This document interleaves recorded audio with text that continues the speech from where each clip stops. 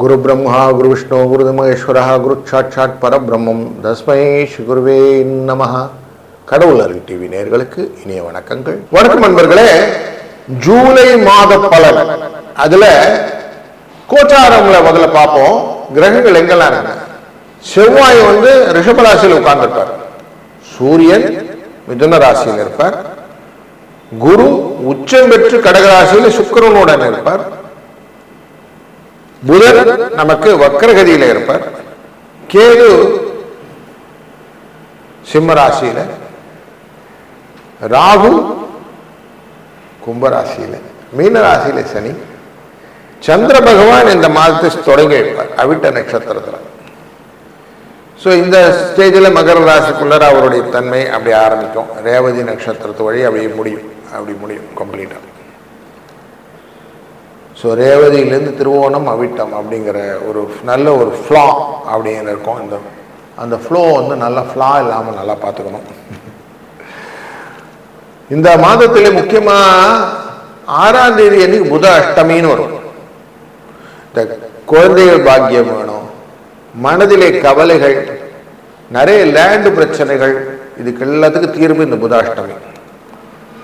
அதனால் அன்றைய நாளில் விஷ்ணு பகவானை வணங்கி நல்ல 6 இடத்துக்கு நல்ல துளசி மாலையை வாங்கி சாத்தி பெருமாளை வேண்டிட்டா ரொம்ப நல்லது. 14ஆம் தேதி அமாவாசை, ஜூலை 14.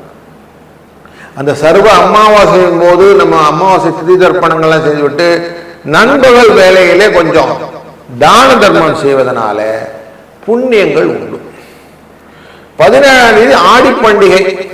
சூரியன் கடகராசிக்குள்ள வந்துடுவார். புஷ்கல யோகம்னு சொல்லக்கூடிய யோகத்தை கொடுக்கக்கூடிய சூழ்நிலை வந்துடும். அன்னைக்கு ஆடி பண்டிகை நம்ம விசேஷமாக அம்பிகையை வழிபடுவது நல்லது. 19ஆம் தேதி குமார சஷ்டி, முருகனை வழிபட்டு வருது. 21ஆம் தேதி துர்கையின் அஷ்டமி, துர்கை பகவானை வழிபடுவது.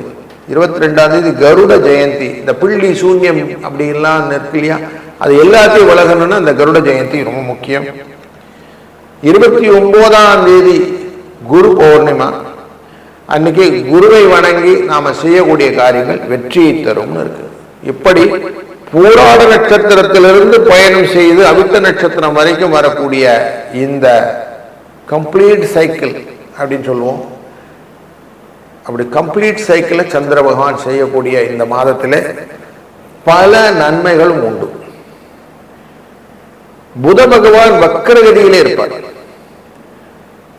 சூரியனும் இந்த குருவும் சேரும்போது யோகத்தை கொடுக்கக்கூடிய சூழ்நிலை இதெல்லாம் இருக்கிறதுனால ஒரு ராசிக்கும் இதனால பலன் எப்படி அப்படின்னு நம்ம தொடர்ந்து காணப்போகிறோம்.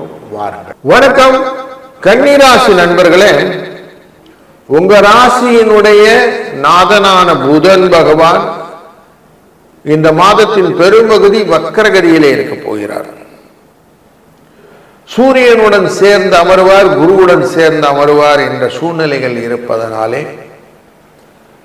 அதுவும் 11ஆவது இடமான லாபஸ்தானத்திலே சூரியன் குரு உச்சப்பட்டு இருக்கும் போது சூரியனும் அங்கு சேர்ந்து 17ஆம் தேதி அன்னைக்கு ஆடி மாதத்துக்குடைய தன்மையில.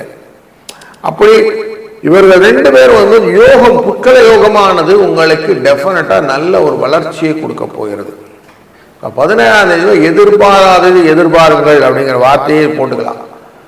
நிறைய முன்னேற்றங்கள், அடுத்தடுத்த காரியங்களிலே வெற்றி, தடைப்பட்ட காரியங்கள் எது இருந்தாலும் அதுல இருந்து புதிய துவக்கங்கள், தன லாபம், மனசுல சந்தோஷம், பயணங்களிலே மாற்றங்கள், இடப்பெயர்ச்சிகள்,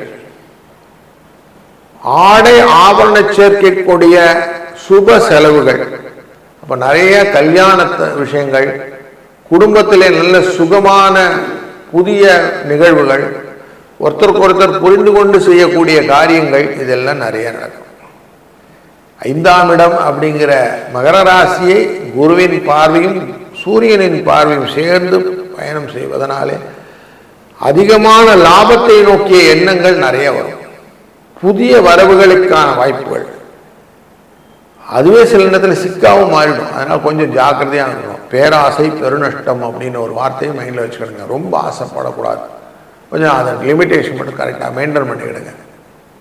7ஆம் இடத்துல சனி பகவான் இருக்கிறார், குருவின் பார்வையும் இருக்கிறது. அப்படிங்கிறதுனால அடுத்தவர்கள் விஷயத்துல அதிகமாக தலையை நுழைச்சிக்காம நான் உண்டு என் வேலை உண்டுன்னு இருக்கிறவங்களுக்கு நிம்மதியான ஒரு போக்கு.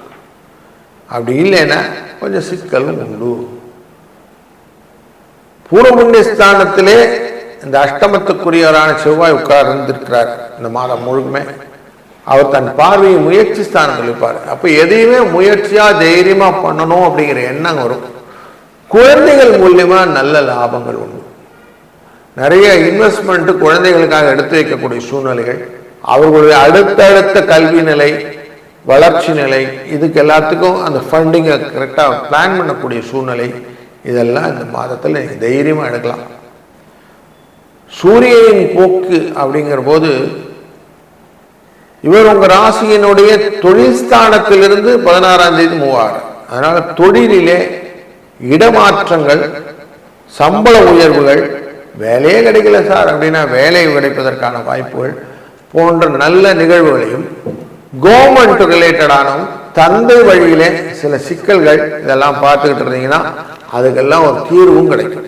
அப்போ வீடு வாசல் போன்ற பூர்வீக சொத்துக்களிலே சிக்கல்கள் இருந்தால் தீர்வதற்கும் இந்த காலகட்டம் உங்களுக்கு டெஃபினட்டாக யூஸ் ஆக போகுது. அதனால் அதையும் நம்ம கேபிட்டலைஸ் பண்ணிக்கலாம். இந்த காலகட்டத்தில் ஆடி பண்டிகை அப்படிங்கிற நாளுக்கு அடுத்த நாள் ஸ்கந்த பஞ்சமின்னு இருக்கும், 18ஆம் தேதி. அந்த ஸ்கந்த பஞ்சமி அன்று வராகியை வழிபட பூமி காரியங்களில் சிக்கல்கள் நீங்கிவிடும்.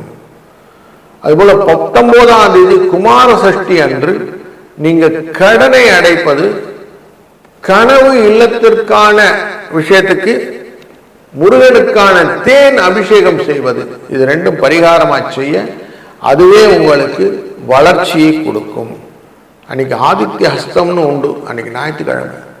அந்த ஹஸ்தம்னாலே கையின் அர்த்தம், ஆதித்யன்னா சூரியன். அதனால சூரியனின் அருளாலே வெற்றிகளை பெறக்கூடிய, தந்தையின் அருளால் வெற்றிகளை பெறுவதற்கான வாய்ப்புகளும் உங்களுக்கு இந்த மாதத்திலே இருப்பதனாலே சுபிட்சங்கள் உண்டு. கடவுள் அருள் டிவியை பார்த்தமைக்கு நன்றிகள். மேலும் இது போன்ற தகவல்களை தெரிந்து கொள்ள கடவுள் அருள் டிவியை சப்ஸ்கிரைப் செய்யுங்கள். மறக்காமல் பெல் ஐக்கானை கிளிக் செய்யுங்கள்.